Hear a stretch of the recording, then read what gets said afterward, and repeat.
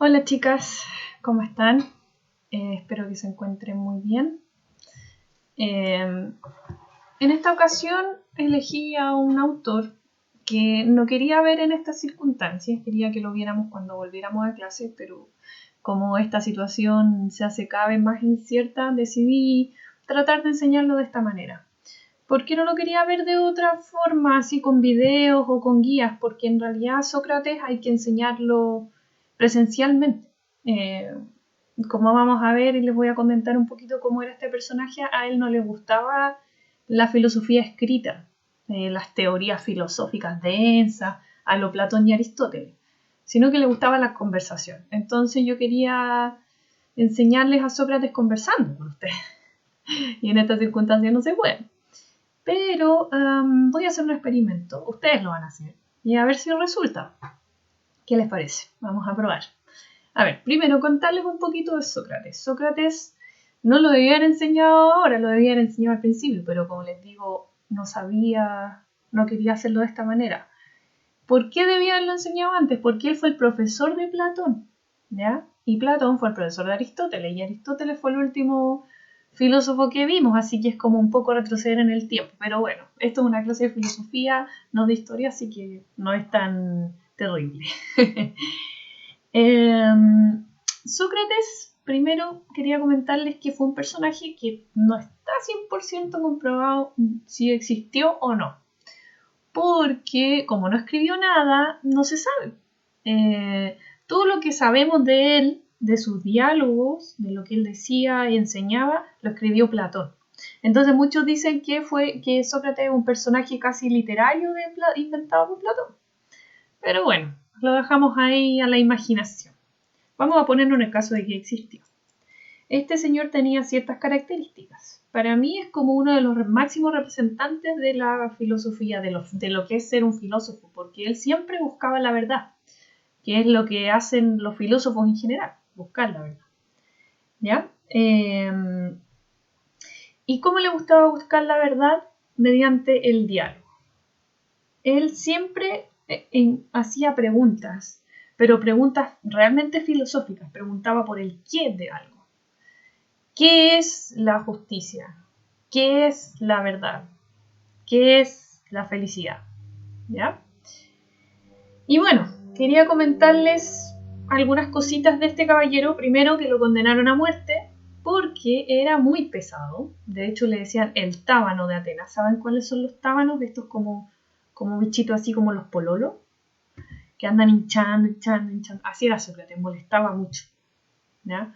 Y molestaba a la gente más importante de Atenas, a los poderosos. Entonces, este tipo de personaje había que eliminarlo porque era muy incómodo, y eso pasaba a lo largo de la historia varias veces. ¿Ya? Otra cosa a comentarles de Sócrates. Bueno, si quieren saber de la historia de cómo murió y cómo fue su condena, su juicio, antes los griegos tenían derecho a un juicio público y a defenderse ellos mismos. Y todo esto, la forma en que él se defendió, que es magistral, está en un libro que se llama La Apología de Sócrates, que la pueden descargar fácilmente por internet. Si es que les interesa, incluso hay una película, por si quieren conocer más a este personaje. Bien, comentarles también que en Grecia había un oráculo, ¿ya? Que era como una estatua, y dicen que daba predicciones, ¿ya? Y no existía el tarot en esa época.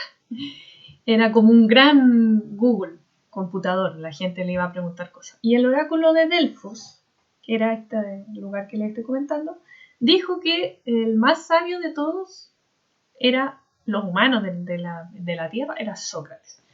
Y él quedó pillo Sócrates cuando le dijeron, oye, el oráculo de Delfos dijo que eras el más sabio de todos. Y él quiso saber si esto era así.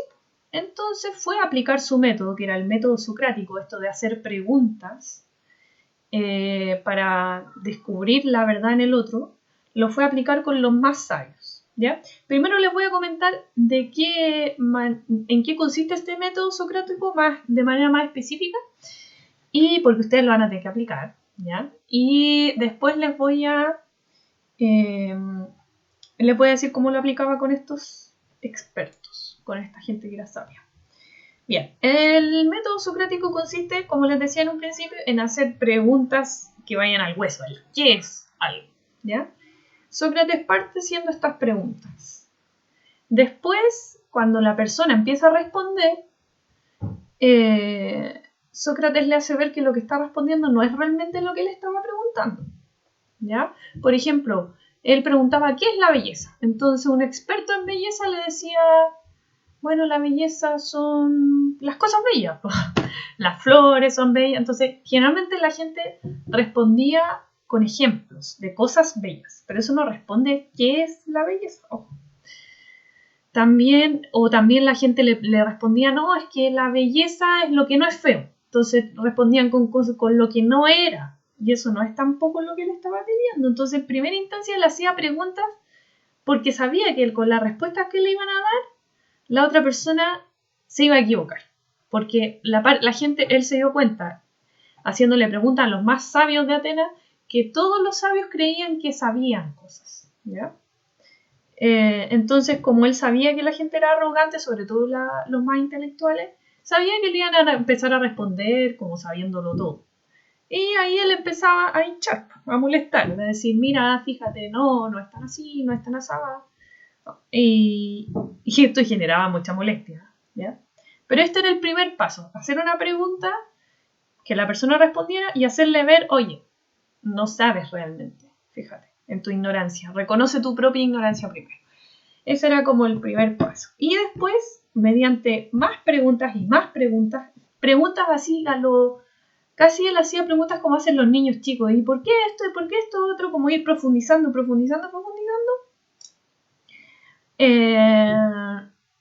Lo llevaba a que realmente trataran de definir la esencia de algo. ¿Ya? ¿Y por qué Sócrates creía que todos podían hacerlo? Todos en primera instancia creían saber algo y después tenían que reconocer su ignorancia y luego darse cuenta de cómo eran realmente las cosas. ¿Por qué Sócrates creía que todos podían hacer eso? Porque acuérdense de la teoría de las ideas de Platón. Que Platón se la heredó o se la copió a Sócrates. Sócrates también pensaba que nosotros veníamos de un mundo, ¿se acuerdan de la teoría de las ideas de Platón? Veníamos de un mundo donde veíamos toda la verdad. Sócrates creía eso y creía que cuando nosotros veníamos a este mundo nos olvidábamos de todo. Entonces él pensaba que mediante este tipo de preguntas, de bueno, ¿y qué es esto? ¿Pero qué es eso otro? ¿Y qué es eso otro? Nosotros podíamos llegar a recordar realmente cómo eran las cosas. Recordarlas porque las habíamos conocido en ese otro mundo de las ideas. ¿Ya? Les voy a poner algunos ejemplos. Porque adivinen que ustedes van a tener que aplicar el método socrático. Ese es el experimento que quiero hacer con ustedes, a ver si resulta. Entonces, por ejemplo, iba donde un profesor. Porque siempre iba donde los expertos, donde los sabios, ¿ya? O donde los poderosos. Por ejemplo, si quería saber qué era la justicia, iba donde un juez. Si quería saber qué era la política o el bien común, iba donde un político. Si quería saber qué era la educación, iba donde un profesor. En este caso, supongamos que iba donde un profesor y le preguntaba a un profesor, ¿qué es la educación? Entonces, varias veces el profesor, o sea, siempre le pasaba que el profesor primero se ponía en una actitud de, aquí voy a hablar de lo que sé.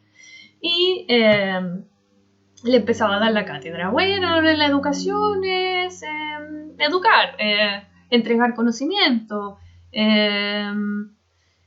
por ejemplo, y empezaban a dar ejemplos. Y muchas veces Sócrates se daba cuenta que solamente se daban ejemplos y que a veces incluso esos ejemplos eran contradictorios. Entonces nunca se satisfacía y seguía preguntando, pero ¿y por qué esto? ¿Pero y por qué esto otro? ¿Pero qué es eso? Y así sucesivamente. Hasta llegar a lo esencial, que él pensaba que siempre se terminaba llegando a eso.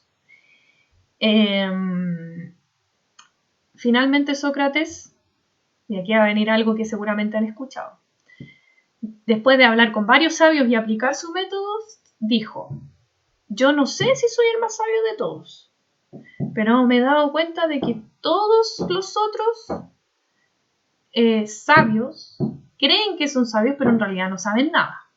Por último, yo solo sé que no sé nada. De ahí viene la frase, la famosa frase, solo sé que nada sé. Sócrates la dijo. Bien, entonces, como les estaba adelantando, la tarea de esta guía es, bueno, como estamos en la casa y la mente a lo mejor a veces está un poco tenso por todas las cosas que están pasando, en alguna comida familiar, bueno, todas las comidas ahora deberían ser familiares, que están todos en la casa, o deberían estarlo, la mayoría al menos. Lancen una pregunta de este tipo, filosóficas raras. Yo se las voy a proponer. Ahora, si quieren hacer otra, lo pueden hacer, pero en primera instancia les voy a proponer una. ¿Qué es la felicidad? Lancen esa pregunta. ¿Qué es la felicidad? Y todas las personas de la mesa lo pueden hacer con varias personas o con una sola, como quieran. Van a empezarle a dar su visión de la felicidad. Y ahí traten de detectar. ¿Me están dando ejemplos? ¿Me están definiendo lo que realmente es la felicidad? ¿Me están dando ejemplos tal vez contradictorios? ¿Me están definiendo la felicidad en base a lo que no es la felicidad? Todo eso estaría erróneo. Y después de un diálogo en que usted haga preguntas, moleste, sea filósofa, porque eso es ser filósofo, es molestoso, trate de llegar a alguna conclusión con las personas que está conversando. ¿Ya? Y ese diálogo, ojalá grábelo o vaya transcribiéndolo al tiro en un cuaderno. Y eso necesito, que me transcriba ese diálogo en la guía. ¿Ya? Un pequeño, ya no quiero un tratado de filosofía internacional. Una cosa pequeña. Eso es una parte de la tarea. Y otra parte de la tarea es que busquen en internet algún diálogo de Sócrates donde él aplique su método. ¿Ya? Ejemplo de donde pueden aparecer en la Apología de Sócrates. Hay varias partes donde él aplica su método. En algunos diálogos de Platón. Por ejemplo, en la República, en el Banquete. Siempre estaba presente Sócrates. Bueno, pero independiente, a lo mejor algún diálogo donde no esté Sócrates, pero donde sí se vea que él que se está preguntando por ejemplo, en la República hay un diálogo donde se pregunta por qué es la justicia. Y ahí se aplica el método socrático. ¿Ya? Eso. Vamos a ver si resulta. Saludos, que les vaya muy bien.